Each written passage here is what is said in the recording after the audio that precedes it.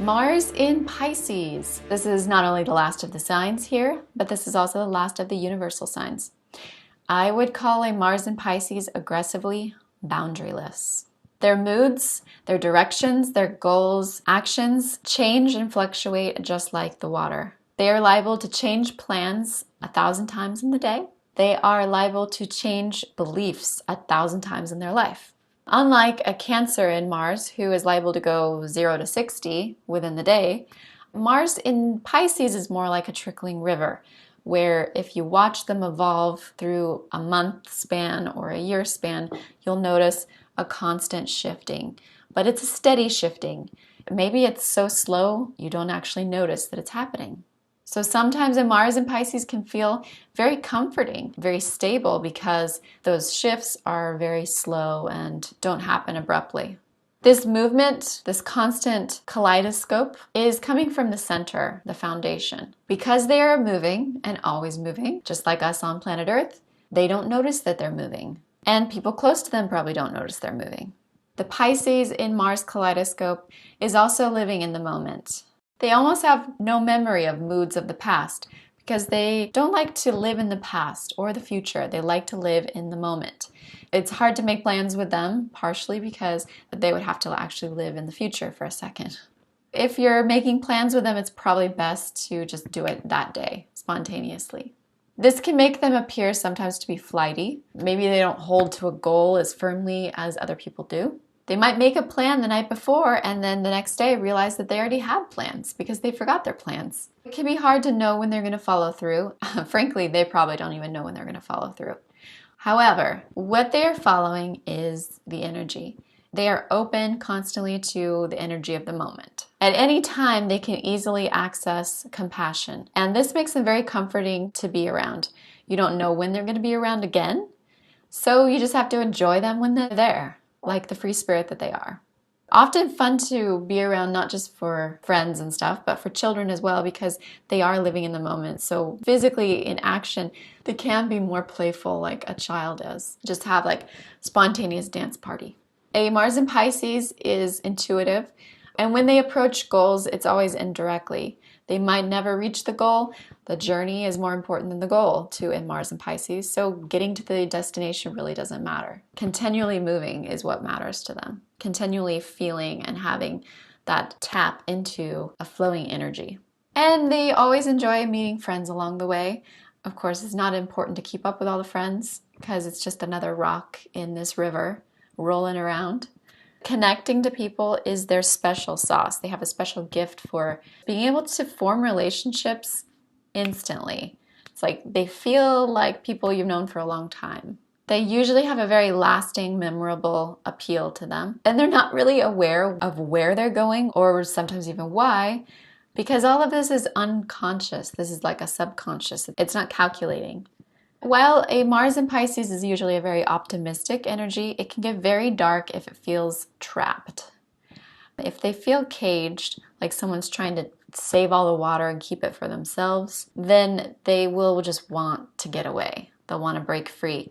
They can become also kind of dark if they don't deal with their anger, because Mars is about how you handle when you feel like you've been wronged in some way. A Mars in Pisces has an extremely hard time with anger. They almost don't know how to handle it. Some don't even know they're angry because they won't admit that they could be angry.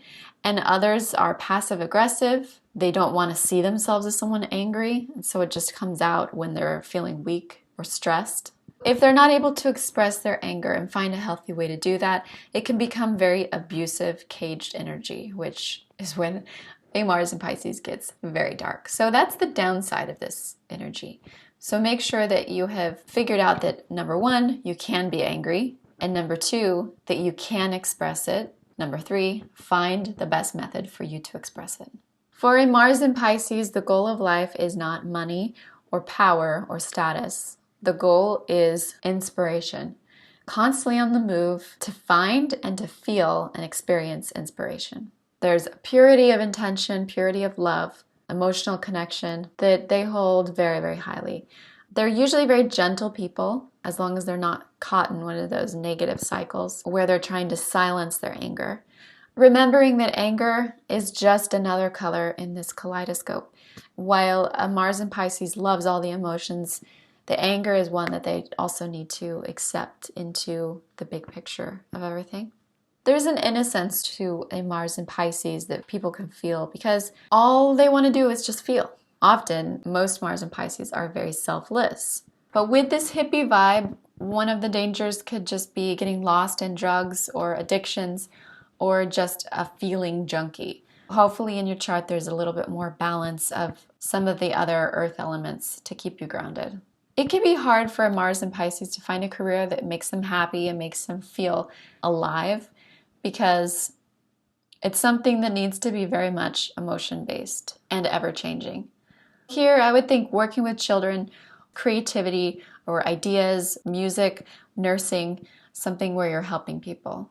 They can sometimes be spacey people and they can feel distant from the person in the relationship with them because they are at this universal placement. Their imagination can take them elsewhere, but that is also part of the appeal. Sexually, they want to be your fantasy. Fantasy and this dream world, this other level is extremely important for them. They want to take you there and they want to experience it with you. They want to experience a spiritual journey. They'll hope that you come along for the ride. You know, sex is a time for them to hang out with unicorns, the gods, travel to the beginning of creation, you know, the usual. They're often naturally very flirtatious. They're an open energy. They come across as trusting. They are romantic and sweet, but remember, they live in the moment. Never exactly have them.